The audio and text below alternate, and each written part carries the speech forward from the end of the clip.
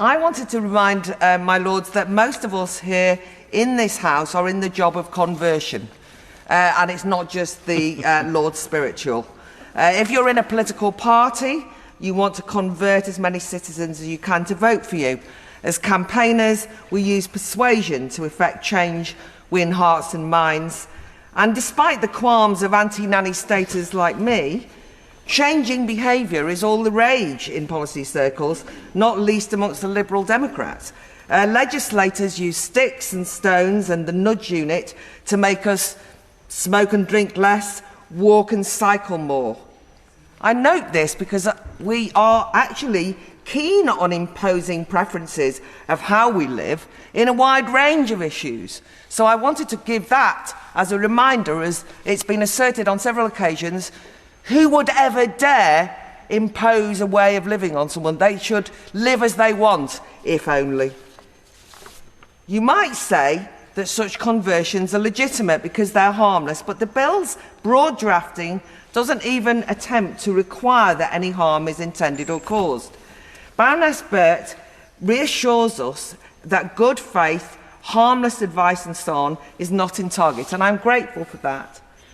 But Baroness Burt also says that it's all about motivation.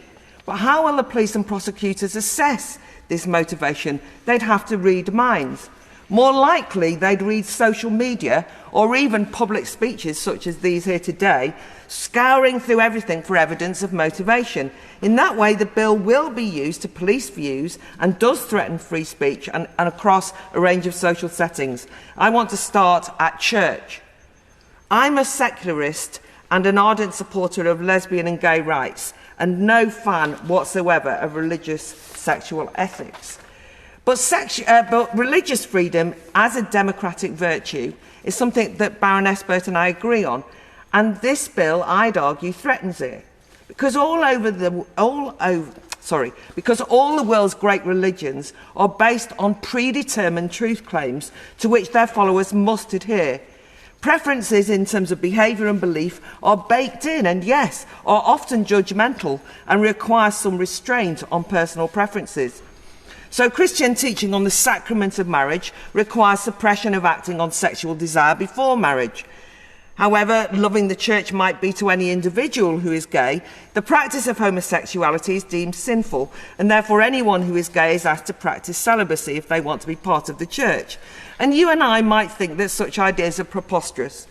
But then the option is to leave the church or that religion, rather than inviting the law in to try and shape religious doctrine.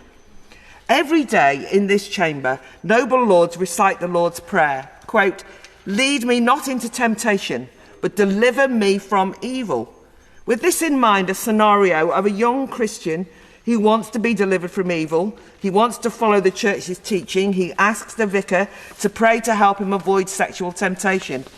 Surely the bill will turn that priest into a criminal, or it could do, because after all, the bill makes no distinction between consensual and non-consensual behaviour. What is at stake here should concern atheists, agnostics, everyone, because the bill jeopardises fundamental principles of secular democracy. To move on, while it's clear that the bill means bisexual orientation, can I ask the noble Baroness Burt how she defines gender identity before she tried to embed it in UK law for the first time? It's at best a contested concept. I appreciate a precise, fixed definition might be tricky when this particular identity can cover 100, 300 genders: transgender, gender fluid, gender queer, gender variant, gender less, non-binary. Lord Young is not the only person who gets confused, but are all those to be covered by Clause 1? And as has been explained so well already by Baroness Ludford, we now have evidence that sexual orientation is being sidelined in the medical and cultural enthusiasm to affirm and champion gender identity. Definitions are also muddled by the forced marriage of LGB with TQI. There is actually no connection between being same-sex attracted and a desire to change gender.